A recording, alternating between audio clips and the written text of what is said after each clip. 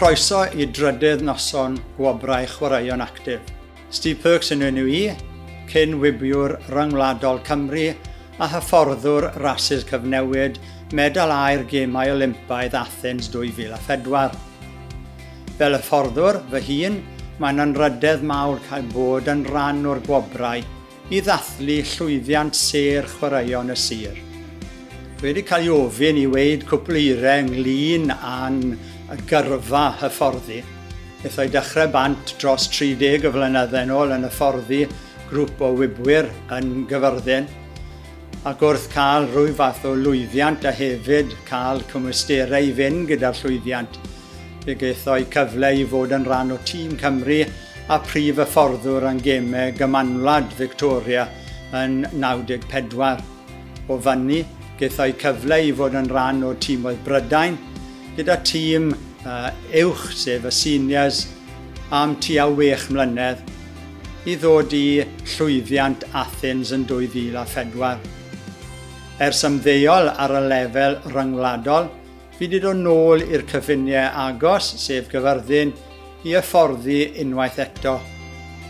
A I ddangos sut mae'r cylch yn dod o dechrau ar lefel isaf, yn symud i'r lefel uchaf, a wedyn yn dod nôl a roi'r un profiad I pobl yn yr ardal. Heno, rydym yn dathlu enillwyr o'r categoriau, hyfforddwyr, perfformiad o safon uchel, hyfforddwyr cymunedol a gwirfoddolwyr ifanc. Gadewch I ni weld pwy oedd enillwyr y categoriau hyn dros y blynyddoedd.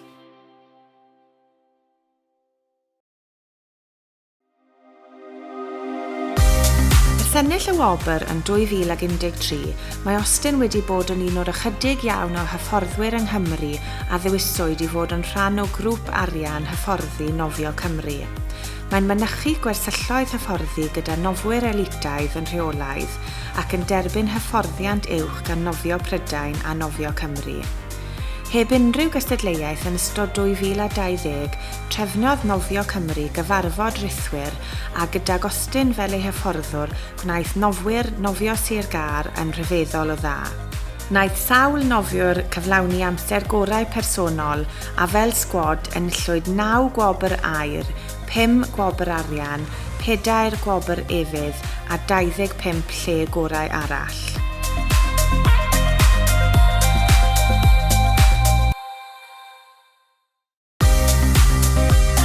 Hyfforddodd ni a dîm gymnastig rhythmic Cymru a enillodd sawl medal trwy gydol 2014. Uchafbwynt y flwyddyn oedd pan enillodd y gymnastwyr 8 medal aur rhwng y tîm yng Ngemau'r Gymanwlad ac aur ymhen cyfreithiau cenhedloedd cartref yn Gwobrau. Ers ennill y Wobr, bu ni hefyd yn hyfforddi gymnastwyr ar gyfer Gemau'r Gymanwlad 2018.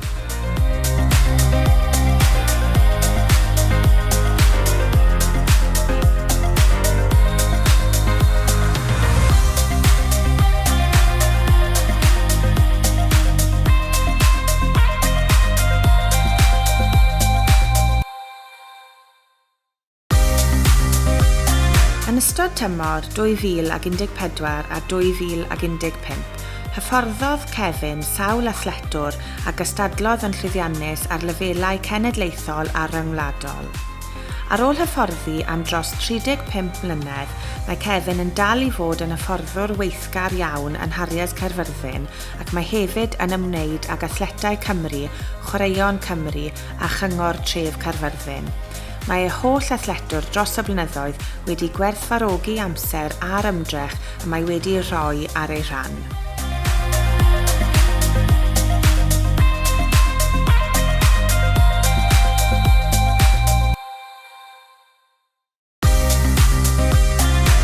Yn ystod tymor 2016, arweiniodd Duncan sawl aelod o glwb jiwdo San Siro Kwai I lwyddiant. Cymhwysodd 4 aelod iau ar gyfer pencampwriaethau ysgolion Prydain. Roedd ei athletwyr hefyd yn llwyddiannus ym mhencampwriaethau Dan Do Cymru gan ennill medalau efydd, arian ac aur. Ers ennill y Wobr, mae Duncan wedi parhau I chwarae rhan allweddol yn y clwb ac mae'n parhau I hyfforddi athletwyr sydd wedi mynd ymlaen I gystadlu ar lefelau cenedlaethol a rhyngwladol yn llwyddiannus.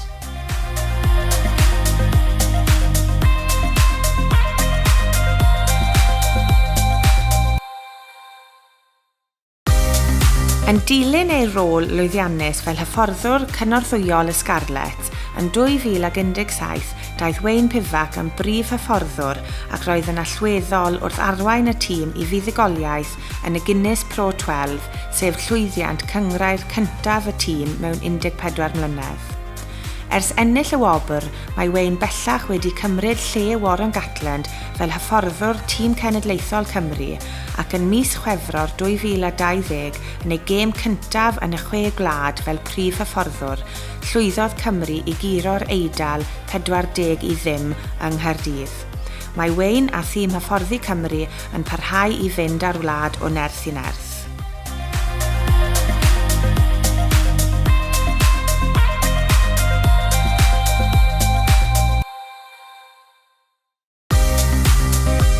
Mae'r hyfforddwr perfformiad uchel Cymru a fforddwr gynnau saethau cenedlaethol Richard yn arbenigo mewn disgyblaethau gwn saethu yn y Gemau Olympaidd, y Gymranwlad a'r Gemau Paralympaidd.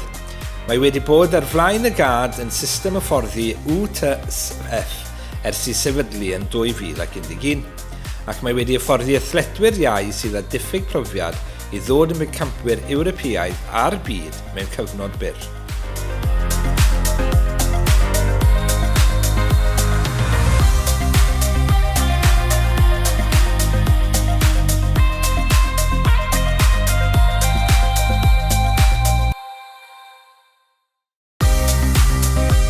Yn ystod tymor 2019, mynychodd Chris ganolfan sgïo Pembre yn wythnosol i hyfforddi raswyr elitaidd Clwb Sgïo Gorllewin Cymru ac roedd effaith Chris ar ddatblygiad y raswyr sgïo ifanc wedi bod yn ysbrydoledig.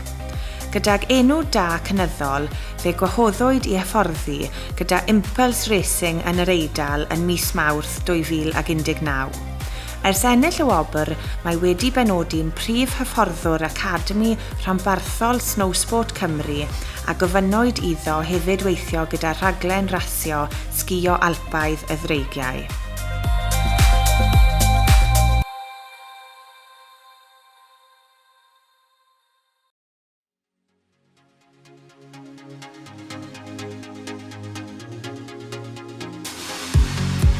Mae Mike Davies wedi bod yn hyfforddwr proffesiynol yn clwb golff y Bati'r Glyn ers nifer o flynyddoedd. Mae llawer o weithwyr proffesiynol golff eraill yn ei ystyried yn llys genad gwych dros y gamp. Yn 2013 bu Mike yn allweddol wrth gynyddu nifer y golffwyr iau yn yr ardal trwy greu cysylltiadau ysgolion prif ffrwd ac anghenion arbennig yn yr ardal i gynnig hyfforddiant yn y clwb. Sefydlodd Mike hefyd brosiect o'r enw 20 ac 20 sy'n darparu hyfforddiant i blant o bob cefndir a gallu yn rhad ac am ddim. Yn 2013, hyfforddodd Mike fel hyfforddwr cynhwysol datblygu Golff Cymru a sicrhau cyllid i ddatblygu'r gamp ymhlith pobl yn Abl. Sefydlodd Mike ddigwyddiad golff anghenion arbennig hefyd a welodd 140 o bobl ifanc yn cymryd rhan.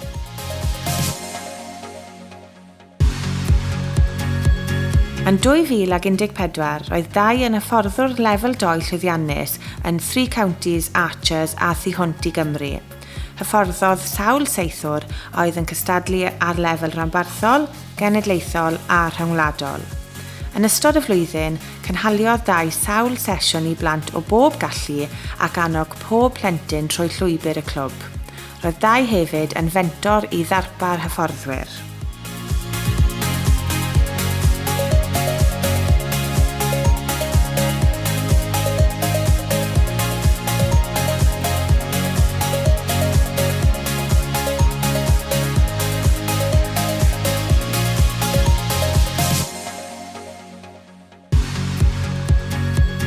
Yn 2015, roedd Debra wedi bod gyda Chlwb Gymnastig Llanelli ers 19 mlynedd, yn gyntaf fel rhiant, yna'n gwirfoddolwr ac yn awr yn un o brif chwaraewyr rôl y clwb. Mae'r fenyw 51 oed yn hyfforddi ei thîm ei hun 4 gwaith yr wythnos ac mae llawer o gymnastwyr wedi ennill teitlau Cymreig a rhai rhanbarthol. Roedd Debra yn allweddol wrth gyflwyno sesiynau Cymraeg yn y clwb ynghyd â hyfforddi gymnastwr anabl i deitl Cymraeg. Mae hi hefyd yn gweithio'n agos gyda ysgolion lleol a dechrau'r 10 ac yn cynnig sesiynau blasu am ddim i ddisgyblion cynradd ac uwchradd.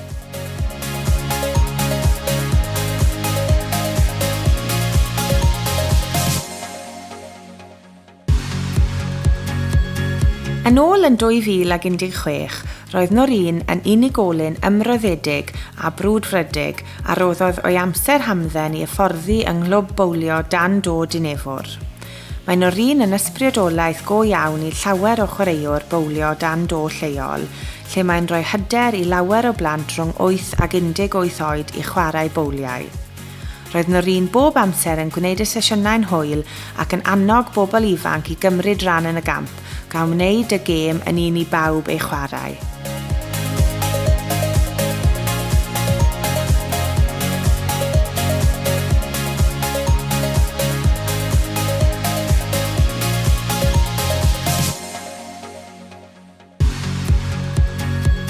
Yn 2017, hyfforddodd Jenny a chwarae yng nghlwb sboncen Caerfyrddin. Ar ôl cael blas ar lwyddiant fel chwaraewr ei hun dros nifer o flynyddoedd, roedd Jenny yn awyddus i roi yn ôl i'w champ a throsglwyddo ei chyfoeth o wybodaeth i'r genhedlaeth iau gan helpu roi bywyd i sboncen yn y sir. Mae Jenny yn hyfforddi sawl sesiwn clwb iau yn ogystal â chlybiau ar ôl ysgol ac mae wedi unyn brwdfrydedd llawer y chwaraewyr ifanc i ddilyn yn ei sgydiau hi. Mae ymroddiad ac anger Jenny i wneud sboncen yn cynhwysol i bawb yn wych. Ers ennill y Wobrau, mae Jenny yn parhau yn ei rôl yn y clwb sydd wedi gweld 3 unigolyn iau yn fuddugol yng Nghymru ers hynny.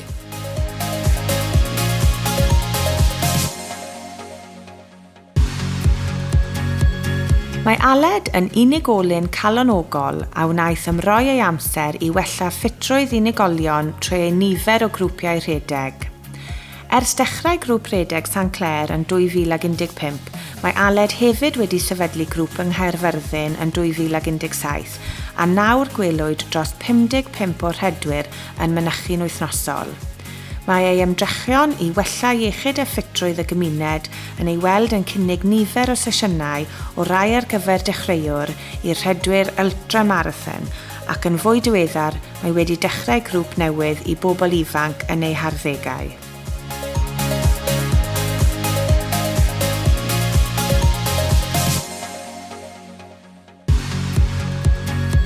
Yn 2019, roedd Jonathan yn asgwrn cefn i glwb syrffio achub bywyd Llanelli, ac oherwydd ei ymdrechion a'i angerdd at y gamp, cafodd effaith enfawr ar y clwb.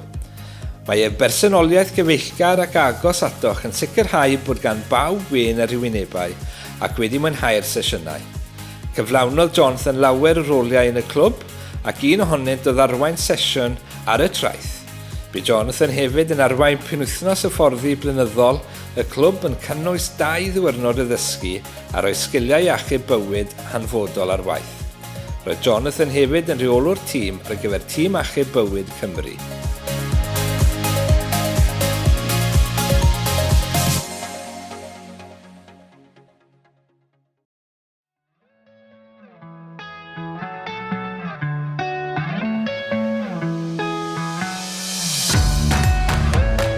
Mae Noson gwirfoddolwr brwd yn Harriers Gaerfyrddin y ddyffryn yma, lle mae wedi rhoi cannoedd o oriau o'i amser y sennill y Wobrau.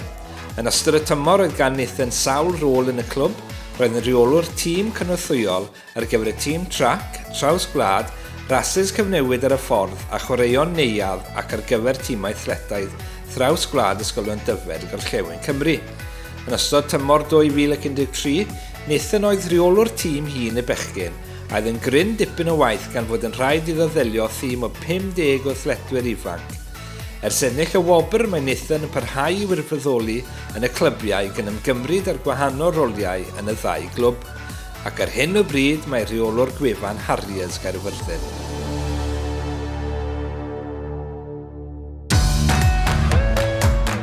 Yn 2013, roedd Nia yn aelod gweithgar o glwb hoci Teigrod Tywi fel chwaraewr a hyfforddwr. Hyfforddodd Nia y tîmau o dan 11 ac o dan 13 ac ymdrechu i gael y gorau o bob chwaraewr ni waith beth fwy gallu. Cynorthwyodd Nia hefyd gyda hyfforddi merched blwyddyn 7 yn Ysgol Bro Dinefwr lle roedd hefyd yn ddisgybl. Roedd Nia yn ysbrydolaeth fawr i bobl ifanc ac roedd hefyd yn llysgenad ifanc air dros Sir Gaerfyrddin ac ar gyfer Hoci Cymru.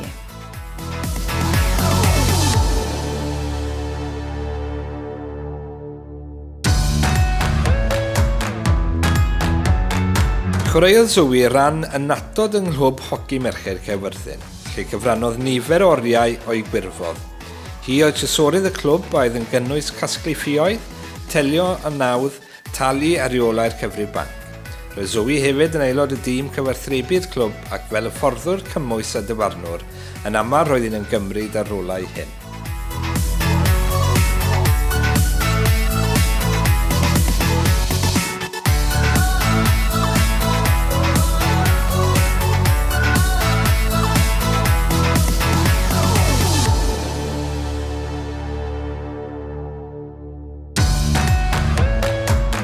Yn ystod tymor 2015, roedd Rhian yn aelod o glwb hoci athletau Caerfyrddin ac yn llysgenad air ifanc.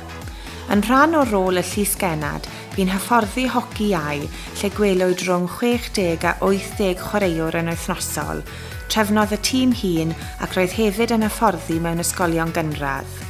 Yn ogystal â hyn, roedd Rhian yn dyfarnu a chwarae ei hun a hefyd yn swyddog cyfarthrebu'r clwb. Ers ennill y Wobrau, mae Rhian wedi bod i'r brifysgol ac mae'n bellach mewn gwaith llawn amser ac yn awyddus i ddechrau hyfforddi eto yn y clwb.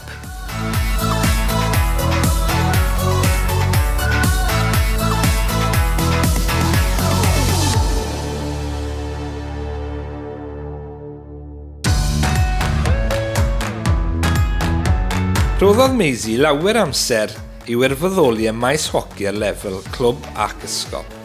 Roedd Maisie yn hyfforddwr yn ei chlwb hoci lleol Teigro Tywi yn Llandeilo, lle treuliodd hyd a 2 awr yn hyfforddi ac yn dyfarnu bob wythnos.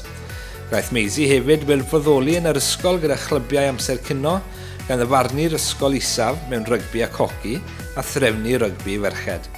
Daeth Maisie trwy ei brwfydedd a'i hymrwymiad i wirfoddoli, hefyd yn llysgenad chwaraeon ifanc platinum, rôl y prahaodd yn ddi am sawl blwyddyn. Ers ennill y Wobrau, mae Maisie'n parhau i wirfoddoli a hyfforddi a hithau'n fyfyriwr yn y brifysgol.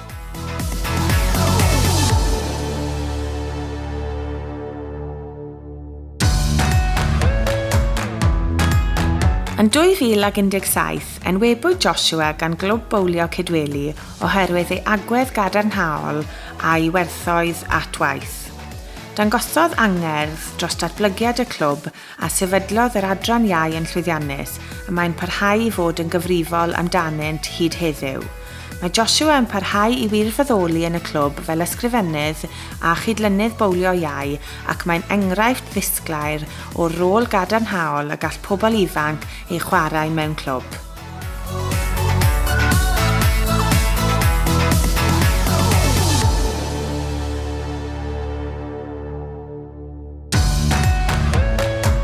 Roedd Laura yn neilltuo sawl awr yr wythnos i gefnogi clwb hoci athletig Caerfyrddin.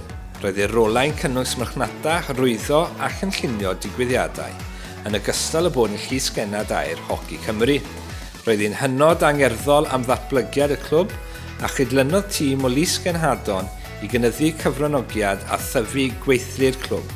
A tynnu trefnodd nifer y ddigwyddiadau trwy gydol y flwyddyn gan godi arian i'r clwb ac i elusennau.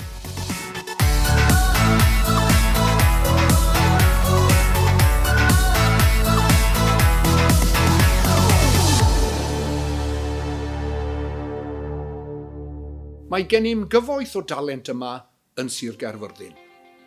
Rwy'n siŵr y byddwch chi'n cytuno ein bod yn ffodus iawn i gael cyfoeth helaeth o bobl dalentog ym myd chwaraeon Sir Gaerfyrddin a rheini yn perfformio ar lwyfannau lleol a cenedlaethol a rhyngwladol. Drwy ei gwaith caled a'i hymroddiad, maent wedi rhoi Sir Gaerfyrddin ar y map, ac rwy'n siŵr bod llawer o bobl sy'n gwylio hyn yn ddiolchgar iawn iddyn nhw.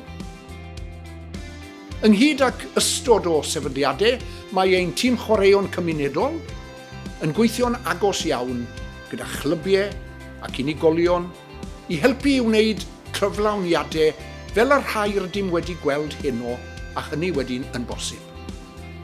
Yn ystod pandemig Covid-19, mae'n tîm chwaraeon cymunedol wedi gweithio gyda chlybiau a cyrff llywodraethu cenedlaethol a Chwaraeon Cymru i gael dros 124 o filoedd o gyllid grant i sicrhau y gall clybiau chwaraeon i barhau i weithredu yn ystod yr adegau hyn. Mae hynny ar wahân i gefnogi gweithgareddau sy'n digwydd yn ein ysgolion ni, a cyflwyno hyfforddiant ar-lein i arweinwyr, cyflwyno chwaraeon cerdded, sesiynau wedi ni mamau, beth am symud, a sesiynau deuluoedd mewn ardaloedd wedi eu targedu. Mae Actif hefyd wedi datblygu gwasanaeth ffrydio byw newydd sbon. Actif unrhyw le, gan ddod â gweithgarwch corfforol yn fyw i chi lle bynnag rydych chi'n dewis bod yn egnio. Mae ein tîm yn ERS wedi gwneud dros 4,000 o alwadau ffôn i dros 500 o bobl gan anfon bron i 1,000 o raglenni ymarfer corff yn y cartre, yn ogystal â sesiwn a gyflwynwyd drwy Actif unrhyw le. Rydym wedi datblygu rhaglen gwerth 800,000 i leihau ôl troed carbon yn ein cyfleusterau, gan gynnwys gosod paneli solar a gorchyddion pwll newydd sy'n addo lleihau ein hallyriadau. Diolch yn fawr am wylio heno. Ond cofiwch ymuno â ni eto nos yfory wrth i ni ddathlu categoriau gwirfoddolwyr a gwasanaethau rhagorol.